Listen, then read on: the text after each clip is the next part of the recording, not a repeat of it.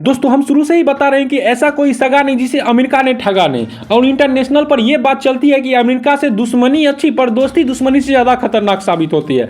आपको लग रहा हो कि ऐसा मैं क्यों बोला? दोस्तों अमेरिका ने भारत के साथ भी कुछ ऐसे ही ठग करने की कोशिश की है। आज अमेरिका ने बिल्कुल ही साफ कर दिया कि हम भारत का कोई छोटा सा भी टेक्नोलॉजी से मदद नहीं करेंगे। जैसा कि आप जानते ही होंगे कि भारत बहुत तेजी से अपने स्वदेशी फाइटर जेट बनाने में लगे हुए हैं, जैसे कि एम का LCA तेजस मार्क 1, LCA तेजस मार्क 2, TDBF और जैसे ये सभी फाइटर जेट का निर्माण कार्य लगातार लेट हो रहा है। और मैं आपको बता दूं कि इन सभी फाइटर जेट बन जाने के बाद हम इतने शक्तिशाली हो जाएंगे कि हम दुनिया के किसी भी देश को आसानी से टक्कर दे सकते हैं और हमें दूसरे देशों पर निर्भर रहना भी नहीं पड़ेगा। हमारी सबसे बड़ी दिक्कत ये हो जाती है कि हम जितने भी स्वदेशी फाइटर जेट और ड्रोन पर काम कर रहे हैं उनके लिए हमारे पास स्वदेशी इंजन ही नहीं है, जिसकी मदद से हम 100% फाइटर जेट बना ही नहीं सकते।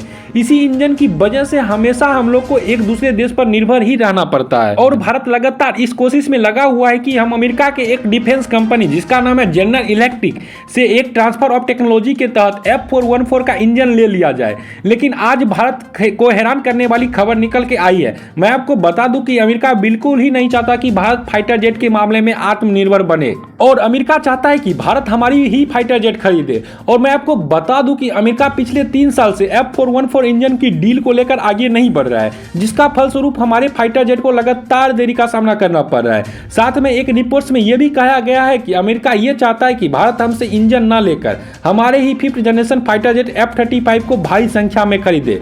लेकिन बड़े बड़े एक्सपर्ट का मानना है कि अमेरिका के इस चक्कर में भारत को नहीं फंसना चाहिए, क्योंकि ब्रिटेन की तरफ से भारत को वो डील दी गई है जिसके तहत भारत ब्रिटेन का इंजन भारत में बना भी सकता है और दुनिया को एक्सपोर्ट भी कर सकता है।